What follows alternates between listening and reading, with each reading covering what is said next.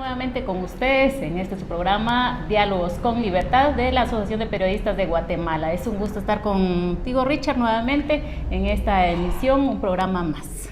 Bueno, gracias Ángela. Es muy importante este programa porque estamos conmemorando el reciente aniversario de la Asociación de Periodistas de Guatemala, que tuvo su evento el día, ya me confundí. Viernes hicimos la conmemoración virtualmente, porque ya con esta epidemia que tenemos en el país y en el mundo, pues nos ha limitado bastante esa asistencia.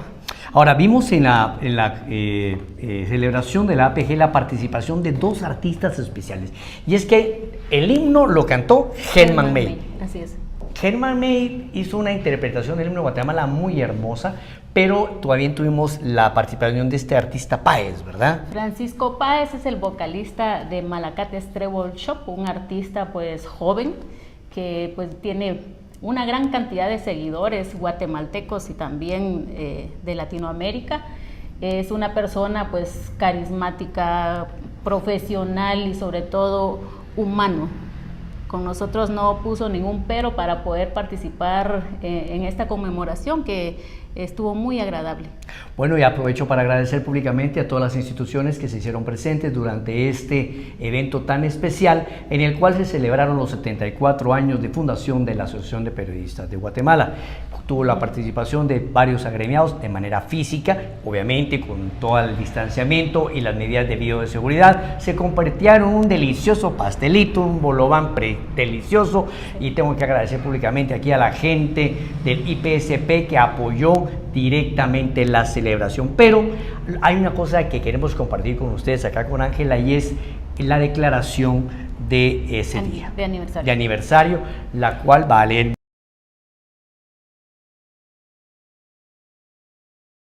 Yo lo tengo por acá y le voy a dar lectura. Bueno, se le dio lectura, vamos a utilizarlo aquí. Se le dio lectura el viernes 9, aunque el aniversario de fundación de la APG es el 10 de abril. Bien, 74 años de permanente lucha en favor de la libre emisión del pensamiento. Considerando que este 10 de abril se cumplen 74 años de fundación de la Asociación de Periodistas de Guatemala, APG, considerando que fue una brillante iniciativa de 53 periodistas que en 1947, en el marco de la Revolución Democrática, buscaron agruparse en una organización gremial conocida hasta la fecha como Asociación de Periodistas de Guatemala, APG. Considerando que, inspirados en los principios de la Revolución del 20 de octubre de 1945 y en los valores que deben prevalecer en una sociedad pluralista, la APG surgió a la vida nacional en medio de la ebullición renovadora de la primavera democrática que vivió nuestro país tras la dictadura de Jorge Ubico. Considerando que la razón de ser de la APG fue desde su inicio defender la libre emisión del pensamiento, libertad de expresión sumado a la dignificación profesional y el desarrollo de la prensa como medio de subsistencia y trabajo, considerando que la fundación de la APG se debió al rechazo de la población guatemalteca a la pretendida ley mordaza que se intentó aprobar en el Congreso de la República bajo el argumento del control de la importación del papel para la impresión de los medios escritos de la época.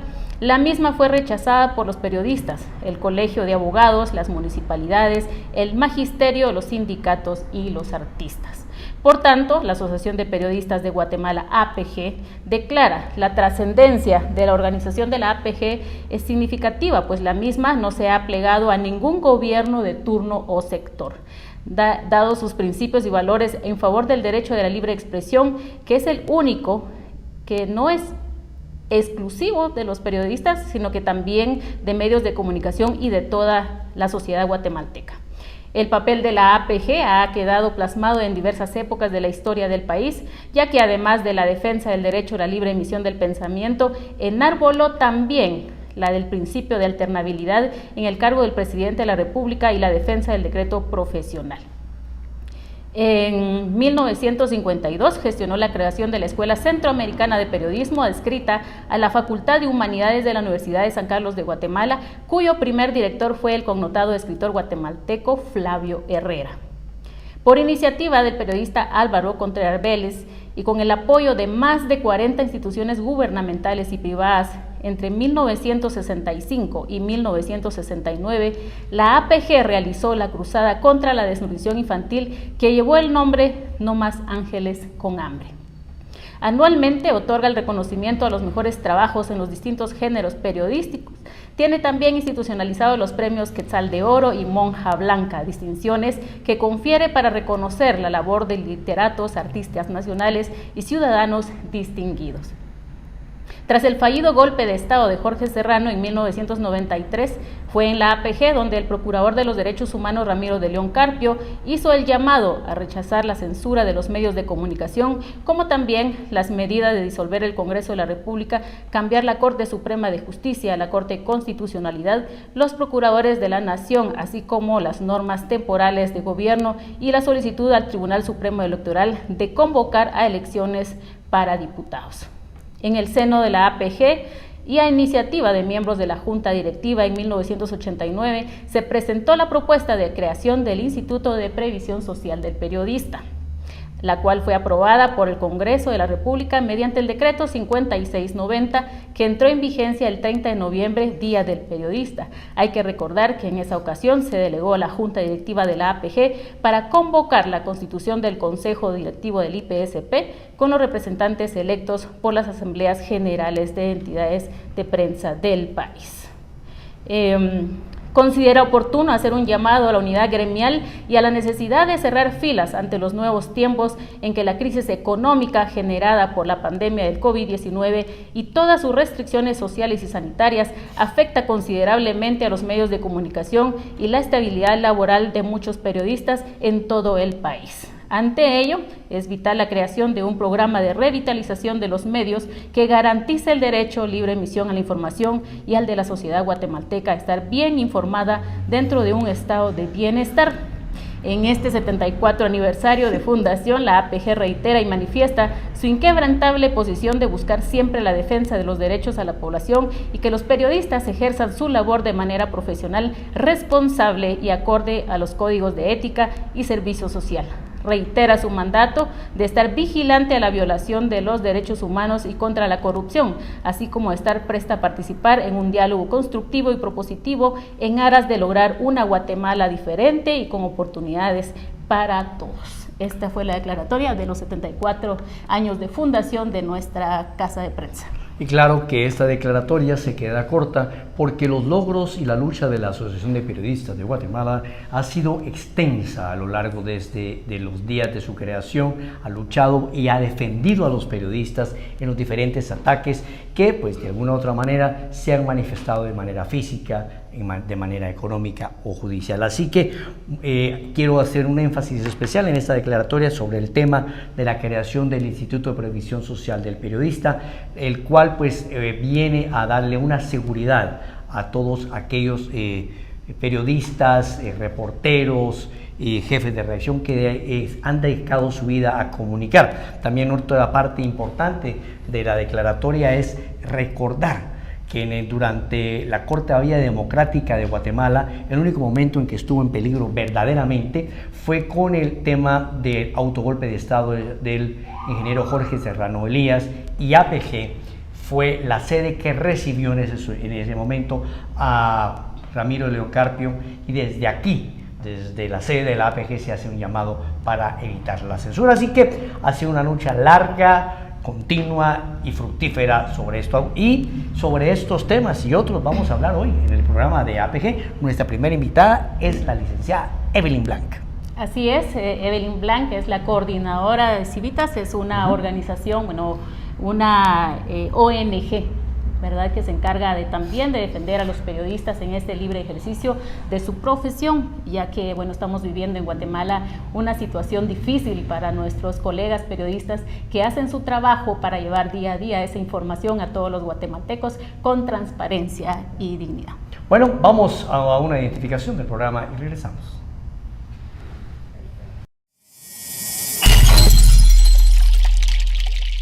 Bienvenidos amigos a una edición más de su programa Diálogos con Libertad. Soy Richard Shaw y le estoy dando la más cordial bienvenida a todos los televidentes radioescuchas que nos ven a través de las redes sociales y la multiplataforma de APG, y especialmente a los radioescuchas de Radio Universidad que nos sintonizan todos los días martes a las 7:30 de la mañana.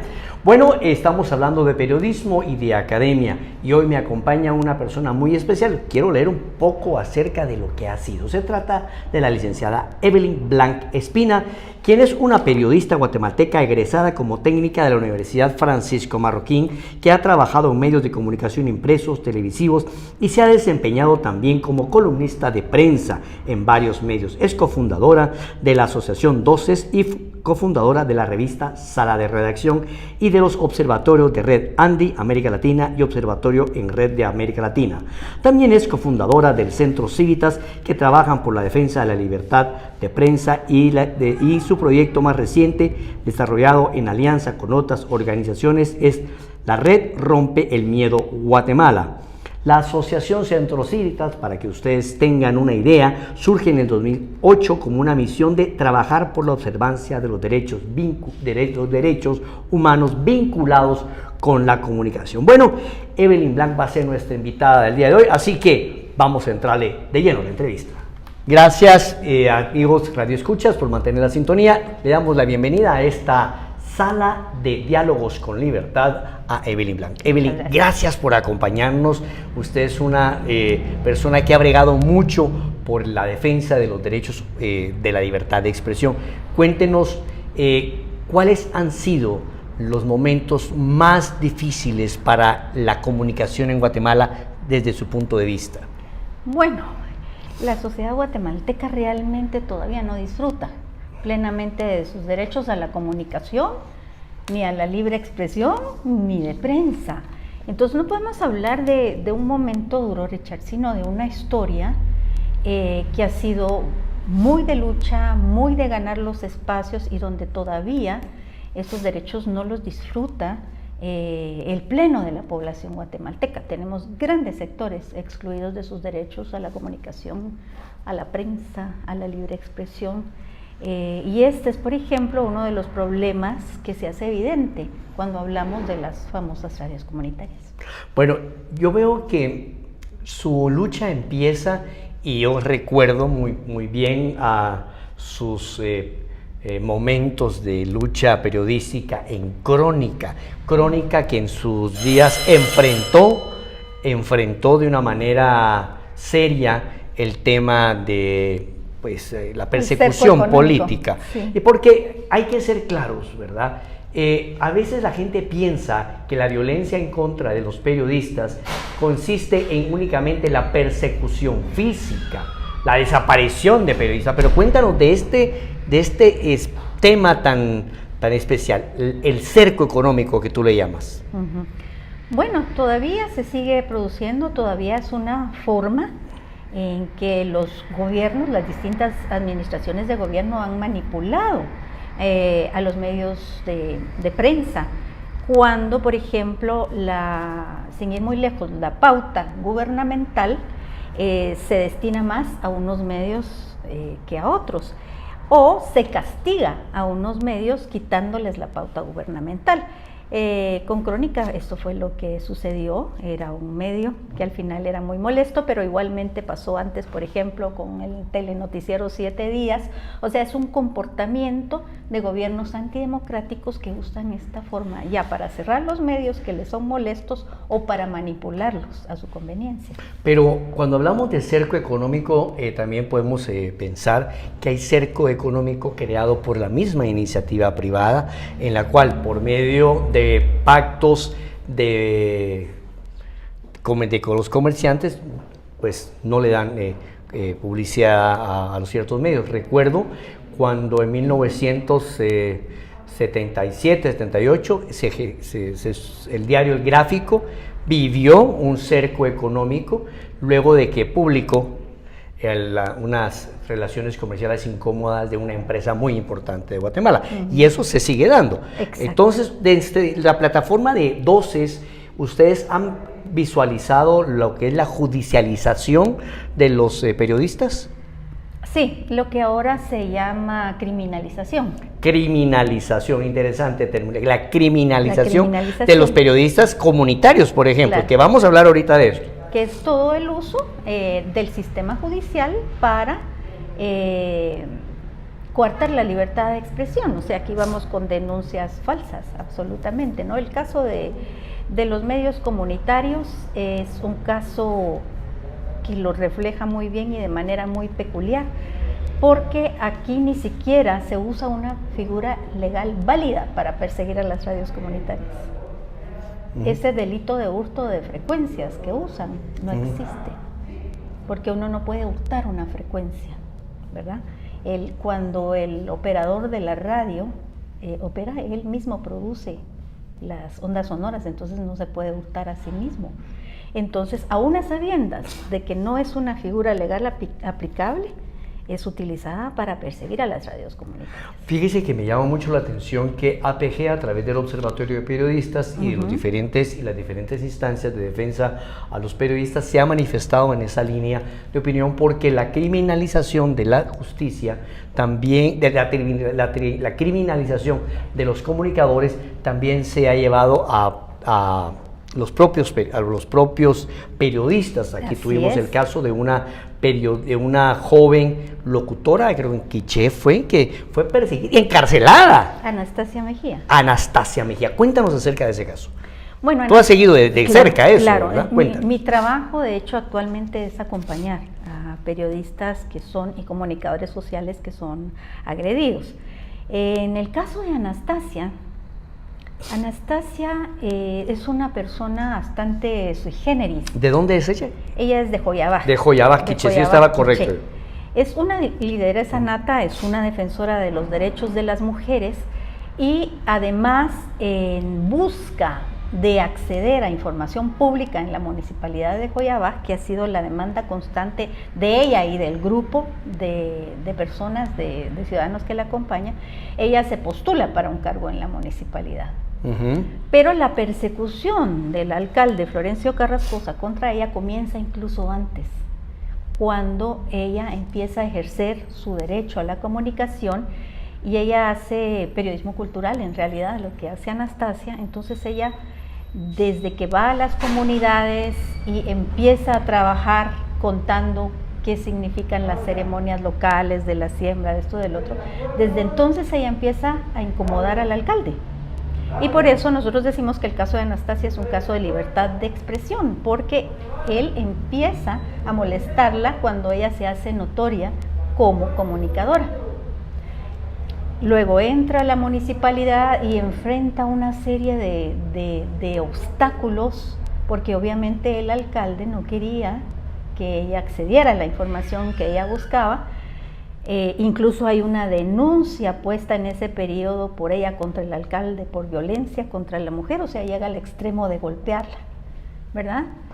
Y pues todo esto estalla cuando el alcalde aprovecha la cobertura que ella hace en agosto de 2020 de unos disturbios que llevan a la destrucción parcial de la municipalidad de Joyabaj. Y entonces el alcalde aprovecha y la acusa a ella y a miembros de la Asociación de Comerciantes de haber ocasionado los disturbios y los destrozos. Incluso usa la misma transmisión que ella hace para acusarla. Y entonces es un caso muy escandaloso, porque cuando uno miraba esa primera audiencia, miraba el fiscal diciendo, por ejemplo, sí, miren, eso que ella hace, esa exclamación es una exclamación de gozo, porque la gente está rompiendo las cosas en la municipalidad. Totalmente parcializado, y uno oía y Anastasia decía, ay Dios mío, están entrando a la municipalidad, pero el fiscal, que obviamente está en contubernio con el alcalde, decía, ella se está riendo y está feliz porque está destrozando la municipalidad. Entonces tuvimos ese día cubriendo periodistas que fueron de la capital y estaban totalmente escandalizados de la forma como el fiscal estaba manipulando la misma transmisión de Anastasia. Fiscal del Ministerio Público. Fiscal del Ministerio Público de Joya. Sí, es que así como el Ministerio Público tiene una labor muy loable en algunos casos también, tenemos que entender que en todos lugares se cuecen habas, ¿no? Y es que ahora, el tema de las radios comunitarias, que es algo que tú estás manejando muy bien, también viene a afectar los intereses económicos de los grandes consorcios económicos de radio del país.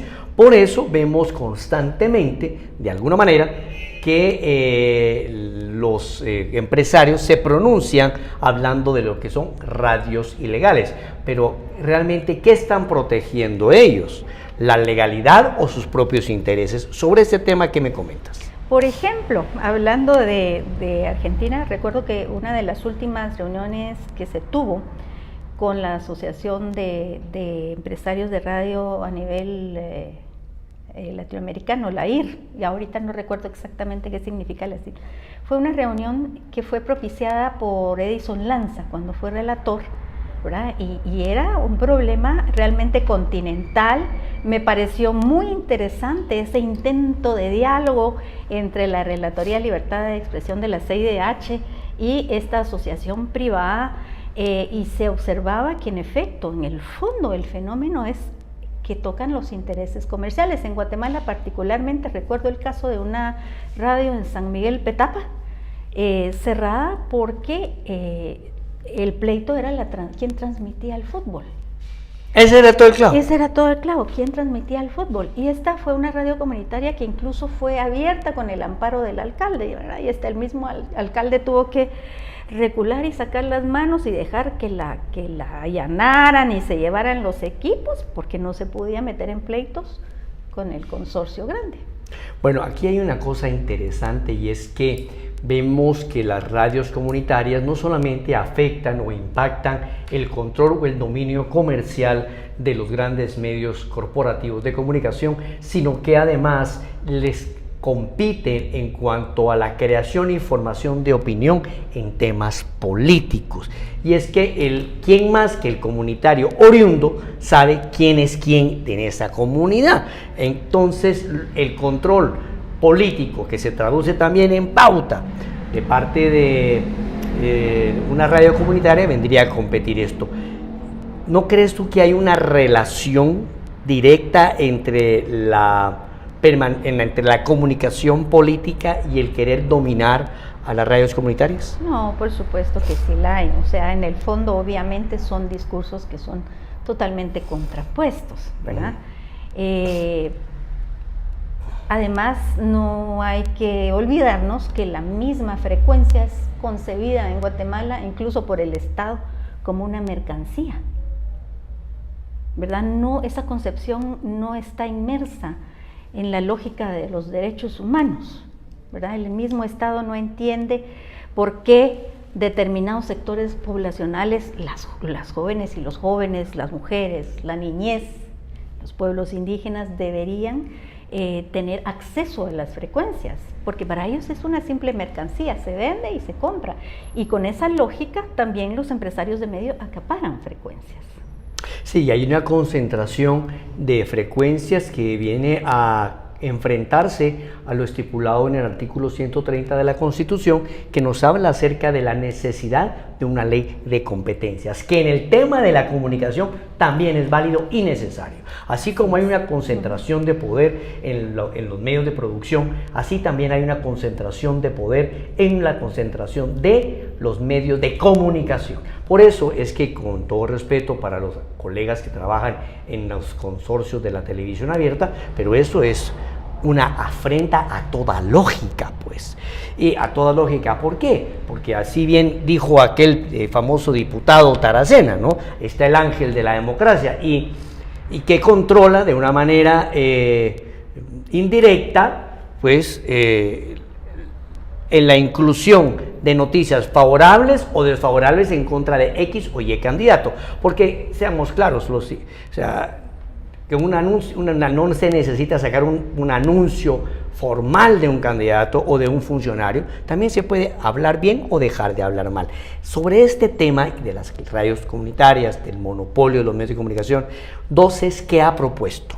Bueno, cuando yo desde 2008 estoy en el Centro Civitas, antes de 2008 sí, trabajamos en Centro Civitas también. Con Gustavo, pero en Civitas también. Sí, es que yo te solicito esto porque yo tengo algunos textos de Doces donde tengo fijo este análisis sobre el tema de la comunicación. En Civitas también lo hemos trabajado.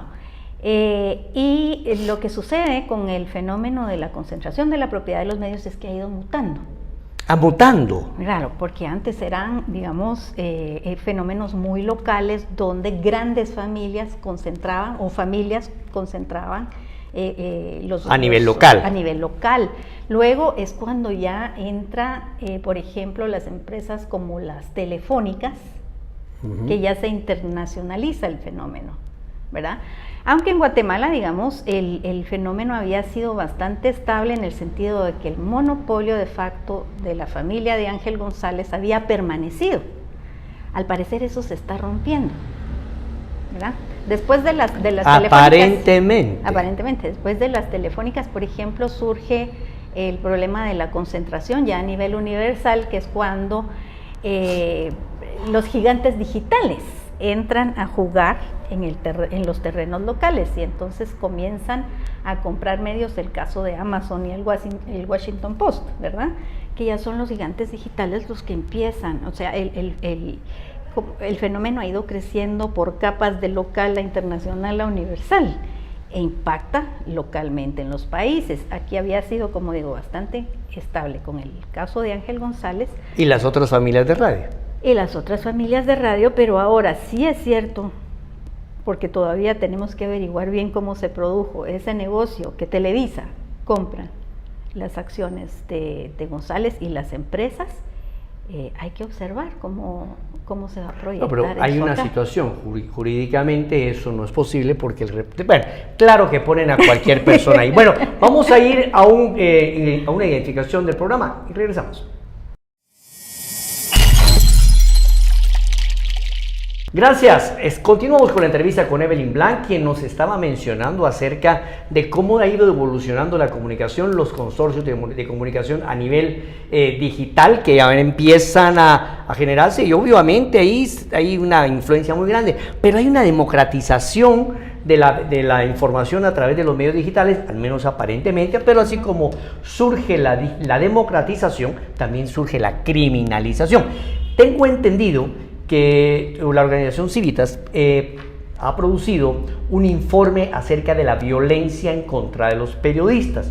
Hay casos específicos y temas que me gustaría que nos compartieras. A ver, díganos, ¿a qué conclusiones han llegado? ¿Qué casos han invisibilizado? ¿Y cómo vamos a enfrentarlos? Bueno, en los últimos 2 años la violencia contra periodistas se ha disparado. Esto es algo que no solo hemos observado nosotros, de hecho ya Reporteros Sin Fronteras dijo que este es un país muy difícil para ejercer el periodismo y hemos visto casos de criminalización muy preocupantes porque generalmente se criminaliza al periodista demandándolo por causas civiles, o sea, por difamación, por calumnia. Primero te demanda por causa penal, luego cuando el juez se inhibe, si es un periodista, se va a lo civil. Sí, pero estos son delitos que no tienen pena, o sea, eran generalmente por causas civiles, que se iban a tribunales de imprenta como forma de solución, pero ahora hay demandas por extorsión, en el caso de Pavel Vega, hay demandas por sedición, en el caso de Anastasia Mejía, hay demandas por portación de pertrechos ilegales, en caso de Francisco Chosh, de Sololá. Hay demandas en caso de intento de soborno, en el caso de Sony Figueroa. O sea, es un nivel que no se había visto anteriormente, el que estamos enfrentando ahora. Escándalo público, se ha generado una situación compleja. Bueno, ¿y han cuantificado ustedes algo en esto? Bueno, ¿cómo vamos lamentablemente las únicas cifras oficiales con las que se cuenta son las cifras de denuncias presentadas en la Fiscalía de Delitos contra Periodistas, que en el último año de Jimmy Morales, por ejemplo, la Fiscalía reportó 109 casos de agresiones. Pero ya en 2020 la cifra había subido a 139, que el Observatorio de Periodistas de APG dijo que eran 10 más, 149. Ahora, ¿por qué la diferencia en las cifras? Porque lamentablemente la cifra que da el Estado es totalmente un subregistro.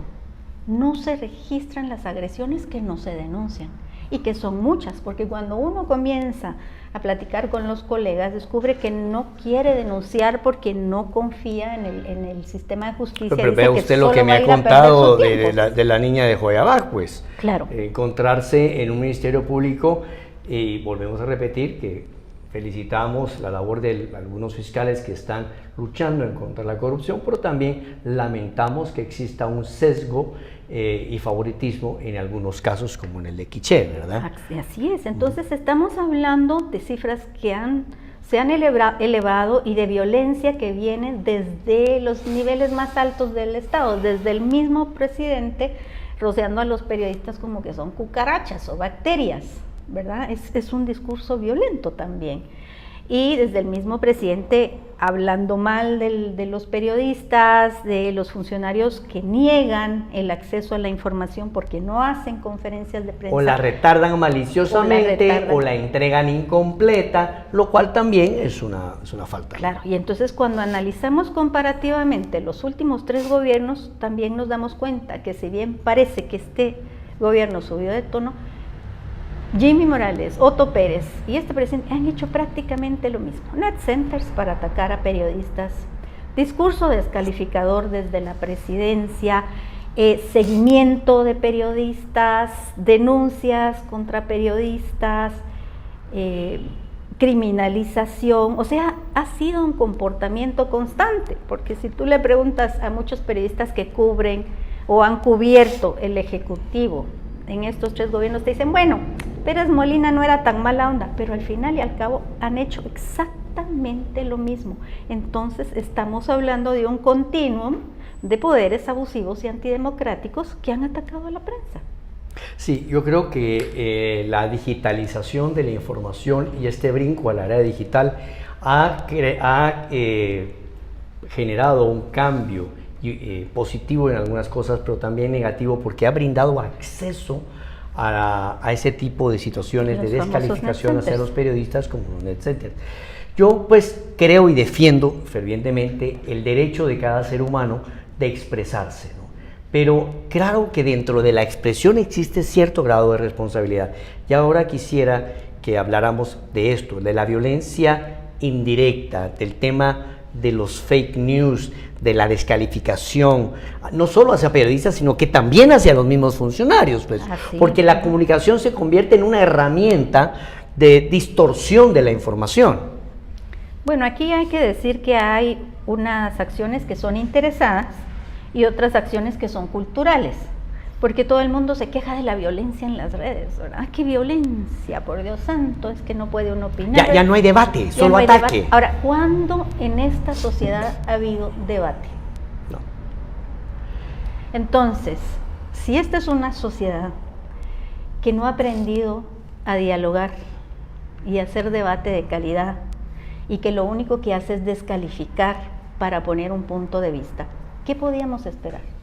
Cuando le dimos micrófono a toda la masa. Claro, cuando la gente toma su derecho de hablar, se encuentra con que de pronto no tiene argumentos, o los tiene pero no los puede racionalizar, no los puede exponer. Y eso tiene que ver incluso con la calidad educativa. Con la calidad cultural de cada país. ¿Verdad? Entonces, por eso, en gran medida, las redes son un espacio de continuación de la violencia. Esta es una sociedad violenta.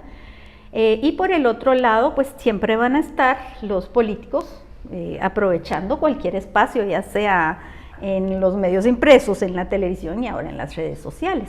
En efecto, la digitalización de los medios, la existencia de las redes sociales, de la Internet, ha supuesto un gran paso, un enorme paso para la humanidad y para el país, y la esperanza es que vamos a ir creciendo juntos en el debate, pero también ha generado en el tema de la prensa un gran problema, y es el quiebre del modelo económico de los medios, para el cual todavía no hay solución. Entonces, ¿qué es lo que está sucediendo? Vemos que los periódicos están desfalleciendo, vemos a una prensa libre esquelética, ¿verdad? Muchos medios han desaparecido, y vemos que en efecto están obligadamente migrando al espacio digital, pero el que no está financiado, lamentablemente, es el periodismo de investigación. Entonces ahí tenemos a gente como Sony, como Marvin, como Haroldo Sánchez en Factor 4, como la agencia Ocote, que están haciendo muy buen periodismo, ojo con mi pisto, pero tienen que andar así. Sí, pidiendo plata, pero ahí es otra situación, porque el financiamiento que se le ofrece a esos periodistas investigativos también va de la mano de cierto compromiso, porque si hay que recordar, por ejemplo, si una institución o organización no gubernamental internacional apoya un proyecto de investigación, pero resulta que dentro de la agenda política de esa ONG internacional, ¿verdad?, está, por ejemplo, una visión pro vida o pro aborto, el periodista, como en un medio de comunicación, no le va a morder la mano a quien le da de comer, ¿verdad? Claro. Entonces siempre hay una dependencia. Yo siento de que las redes sociales sí le ofrecen una independencia a las personas, a la comunidad, pero yo te quiero preguntar como periodista de guerra porque vienes de las épocas de la violencia. Tú viviste el cierre económico de Crónica, el bloqueo económico de Gráfico, la muerte de Jorge Carpio, la muerte de Chilolo Zarco, ¿sí o no? Sí. De Chilolo Zarco, de Prensa Ilustre. Tú viviste todo eso. El periodismo es válido, la expresión es válida. ¿Cuál es tu opinión acerca de estos perfiles sin nombre y apellido? ¿Eso también es libertad de prensa? ¿Eso también es libertad de expresión? ¿O eso es... ¿Qué es? Esta es una actividad política que debería ser investigada por el Estado. Regulada y eliminada. Porque atenta contra la libertad de expresión, atenta contra la libertad de prensa. Yo me recuerdo, por ejemplo, una vez que estábamos platicando con el juez Gálvez, ¿verdad? Y estaba quejándose de Ricardo Méndez Ruiz, pero mire lo que dice... Pero él da su nombre y apellido y es una persona real. Pero le digo yo, pero mire, juez Gálvez, así como él, hay otros, ¿verdad? Sí. No lo hacen gratis. ¿Y entonces de qué se preocupa?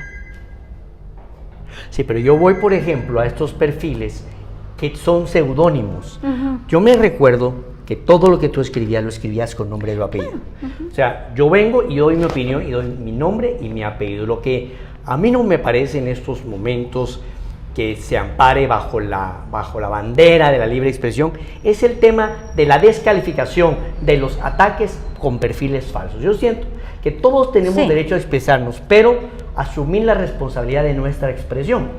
¿Por qué? Porque si no, ya no somos ciudadanos ejerciendo nuestro derecho, sino que herramientas de guerra al servicio de un interés fáctico. Y ahí, por ejemplo, hay un gran campo de impunidad, porque si uno llega con estos casos a la Fiscalía de Delitos contra Periodistas, le dicen a uno, no podemos investigar porque no tenemos el acuerdo... La tecnología. No tenemos el acuerdo con Facebook, y entonces Facebook no nos da información porque necesitamos que el Estado haga un acuerdo internacional, y no podemos investigar porque Guatemala no se ha adherido al Tratado de Budapest, y etcétera, etcétera.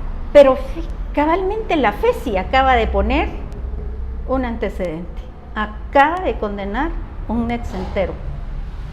Y eso es interesante, y eso tenemos que investigarlo como organizaciones que estamos luchando por la libertad de expresión, porque ¿por qué la FECI sí pudo y la Fiscalía de Delitos contra Periodistas no puede? No, y es un elemento que va a permitir que se vaya filtrando la opinión indiscriminada de perfiles falsos al servicio de los poderes fácticos. Bueno, Evelyn, ha sido una entrevista interesantísima.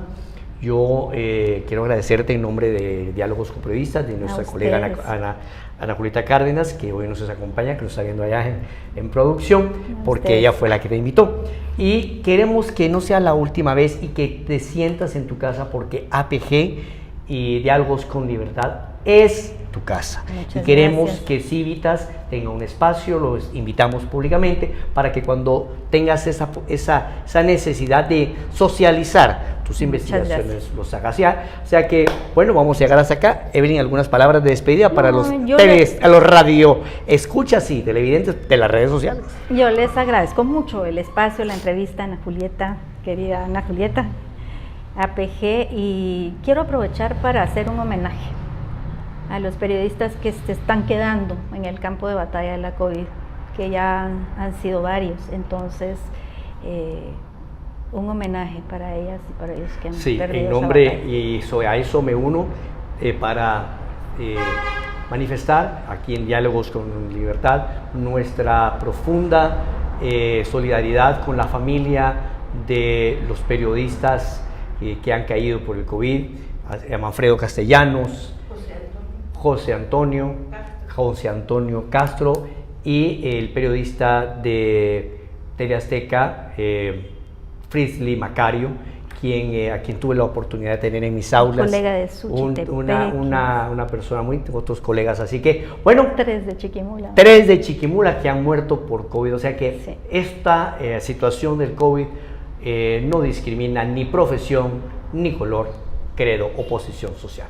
Vamos a un corte comercial y regresamos acá en Diálogos con Libertad.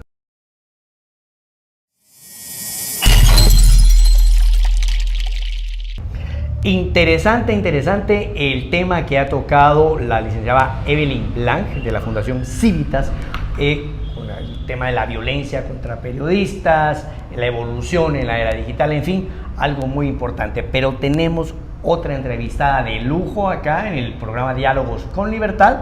¿A quién vamos a entrevistar? Bueno, hoy tenemos una entrevista con Verania López. Ella es licenciada en Ciencias de la Comunicación, y Julieta Cárdenas será quien la entreviste. Hoy tratará un tema importante, es la comunicación estratégica enfocado al manejo de crisis. Ahora estamos viviendo pues varias etapas en la que nosotros pues tenemos que estar como comunicadores bien atentos para poder atender estas emergencias, como por ejemplo ahora la pandemia, que es lo que tenemos, la emergencia que tenemos con lo del volcán Pacaya, que ya se está calmando. A más de 500 viviendas ha afectado en comunidades del Patrocinio y San Vicente, y esto, bueno, ya llevamos 2 semanas comentándolo, y en este tipo de acciones en el caso de instituciones públicas, pues los comunicadores tienen que estar atentos, como también en la iniciativa privada, que siempre hay un comunicador. También hemos estado abordando la academia en tiempos de pandemia, y es importante trasladar esa información a jóvenes estudiantes de las universidades, y eso es precisamente el papel de APG, poder facilitar esa información. Verania es catedrática de Ciencias de la Comunicación en una de las universidades privadas de Guatemala. Así que vamos con Verania López y la comunicación institucional en tiempo de crisis. Muy buen día, estamos de nuevo en el programa Diálogos con Libertad, un programa de libre expresión de la Asociación de Periodistas de Guatemala, APG. Hoy tengo el gusto de compartir con una colega de la Asociación de Periodistas de Guatemala, APG, Verania López, quien ella pues tiene más de una década de formar parte de los periodistas activos agremiados a la APG. En esta oportunidad pues vamos a dar a conocer que los periodistas somos multidisciplinarios. No solo nos especializamos en periodismo investigativo, económico, cultural, de salud pública, sino también tenemos esa tarea de irnos formando constantemente. De esa cuenta, nuestra colega con la que hoy compartimos parte de nuestro programa, ella pues, se desempeña como consultora de comunicación, ha trabajado en el sector privado y en el sector público. Este día vamos a tratar el tema de las estrategias de la comunicación. ¿Por qué son tan importantes, Bienvenida al programa. Gracias, mucho gusto a todos los espectadores. Es un honor estar acá en este espacio, ¿verdad?, para hablar de un tema que en lo personal me apasiona mucho, como es la comunicación. Yo siempre digo que los comunicadores somos administradores de la comunicación, y con esto quiero decir que nos toca saber cuándo, cómo, dónde, a quién comunicar. Entonces, prácticamente hacemos uso de una planificación estratégica, ¿verdad? Y un comunicador estratégico pues se basa precisamente en eso, en hacer un ordenamiento de los procesos de comunicación de las entidades, ya sea público o privadas, ¿verdad?, para poder direccionar con nuestros grupos de interés clave con los que se interrelaciona ya sea la marca o la institución. Entonces, hoy por hoy, la comunicación no es una opción en las empresas, ¿verdad? La comunicación es algo inherente a las instituciones. Yo pongo un ejemplo, ¿verdad?, que si fuera un pastel, la comunicación definitivamente no es la harina, ¿verdad?, sino es parte de la masa, ¿verdad?, que se debe partir luego en proporciones, ¿verdad? Entonces, es parte integral de una institución y no es una opción, es una necesidad muy importante dentro de las instituciones o empresas. ¿Cómo las estrategias de la comunicación han ido ganando terreno en el sector público, en el sector privado, y cómo es importante fijar estrategias de comunicación, ya sea para dar a conocer un producto o una decisión tan importante? Por ejemplo, el tema del COVID, que ya lo hemos abordado en esta mesa de Diálogos con Libertad. ¿Cómo sin una estrategia todo se viene abajo? Sí, yo siempre digo que la comunicación es un tacuche o un traje hecho a la medida. O sea, no puede aplicar una estrategia de comunicación para una institución que se dedica a un servicio o a una empresa privada que se dedica a vender un producto. Entonces, es importante cuando uno hace comunicación estratégica a partir de un diagnóstico. El diagnóstico es como cuando vamos al médico, ¿verdad? Me duele aquí, tengo este padecimiento. O sea, uno le cuenta al médico prácticamente qué es lo que tiene, y es así como nos da la receta para poder manejar o mejorar nuestra condición de salud. Lo mismo pasa en la comunicación. Nosotros a través del diagnóstico, que es nuestra línea basal, definimos nuestras líneas estratégicas, hacia dónde queremos direccionar la marca, hacia dónde la queremos posicionar, ¿verdad? Recordemos que hoy por hoy, a través de las redes sociales, vivimos también en un escrutinio, ¿verdad?, en una exposición también, una forma de hipertransparencia, ¿verdad?, donde tanto la persona, el funcionario, como la institución está doblemente expuesta. Entonces, es importante también saber hacia dónde, qué es lo que queremos comunicar, ¿verdad? Y hoy, como mencionabas, ¿verdad?, la pandemia ha sido también la comunicación o los procesos de comunicación, y la sobrecomunicación también nos ha llevado a una desinformación como es la infodemia. Yo considero que esta sobreabundancia de información nos ha llevado a otra pandemia tan importante. Ok. Verania, entonces, ¿qué les podríamos decir a los estudiantes de comunicación, a los mass media?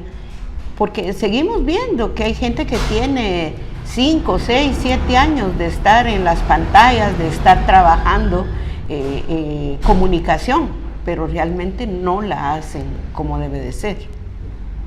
Bueno, ¿Qué consejo les podemos dar? Bueno, lo importante es poder definir qué es lo que queremos comunicar. Recordemos que el comunicador es una pieza clave, como mencionaba, y hacía la analogía con lo del pastel, porque no es una opción.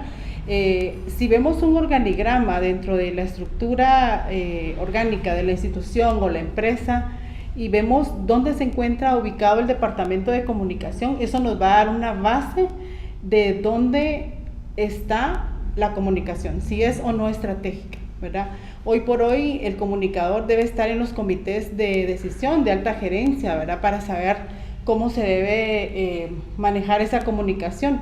No es alguien que va a comunicar únicamente un mensaje, ¿verdad?, sino si no estamos en el comité de gerencia, prácticamente nos vamos a convertir en un emisario, llevo el mensaje que otros han hecho, ¿verdad? Pero si estamos dentro de la comunicación es parte de la columna vertebral de una institución, ¿verdad? Porque vamos a ver, mencionaba el organigrama, porque si estamos dentro del comité de gerencia, vamos a tomar y participar en esa toma de decisiones, porque la comunicación está en todo, ¿verdad? Si una institución, por ejemplo, no está comunicando lo que hace, no existe, ¿verdad? Da imagen a esa percepción, y recordemos que imagen es igual a percepción.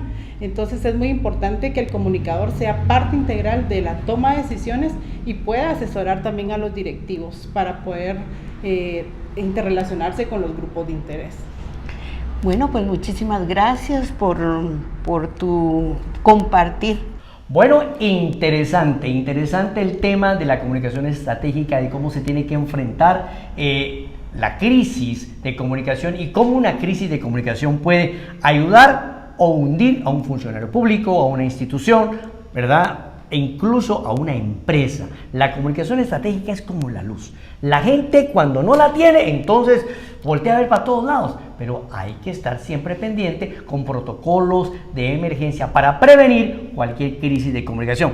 Fíjate, Ángela, que estamos generando expectativas dentro de la academia y de los colegas periodistas. ¿Cuál es tu visión, por ejemplo, ahora del tema de las redes sociales? Como para terminar, quiero escuchar tu opinión con el tema de que escuchamos, que hablamos en la entrevista con Evelyn Blanc, de las redes sociales y de los perfiles sin nombres. ¿Crees tú que eso también se enmarca dentro de la comunicación, de libertad de expresión? Bueno, siempre lo he dicho, la libre emisión de pensamiento debe ser también con responsabilidad. Creo que el papel de los periodistas en el país y en todo el mundo tenemos esa carga, digamos, que lo que decimos tiene que estar fundamentado, y también tenemos que estar listos para estar atentos con la información y veracidad de la misma.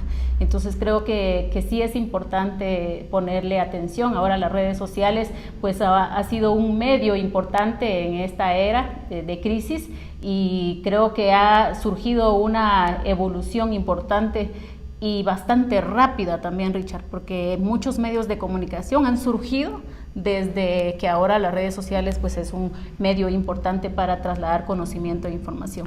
Bueno, yo pues en lo personal, como lo comentábamos con Evelyn, creo que las redes sociales deben de ser usadas como instrumentos de comunicación y libertad de comunicación de una forma alternativa que le permiten la expresión a todos los ciudadanos, pero con responsabilidad y pues no desde una plataforma anónima, porque acusar sin el sustento, acusar, difamar o de alguna manera utilizar las redes sociales pero al servicio de fuentes o de los poderes fácticos no es justo. Yo considero, Ángela, y esa es una opinión personal, que la emisión del pensamiento conlleva una gran responsabilidad. Por eso respetamos y apoyamos a aquellos periodistas que con formación y responsabilidad emiten su criterio, dan la información, pero que también dan la cara. Y vamos a seguir con esta información importante para comunicadores, estudiantes y periodistas. La próxima semana tendremos una sorpresa, porque estamos dando en nuestro programa Diálogos con Libertad espacios a todo el mundo. Bueno, muchas gracias. Hasta aquí, Diálogos con Libertad. Soy Richard Shaw y Ángela Fernández. Nos vemos la próxima semana aquí en Radio Universidad y en las redes sociales.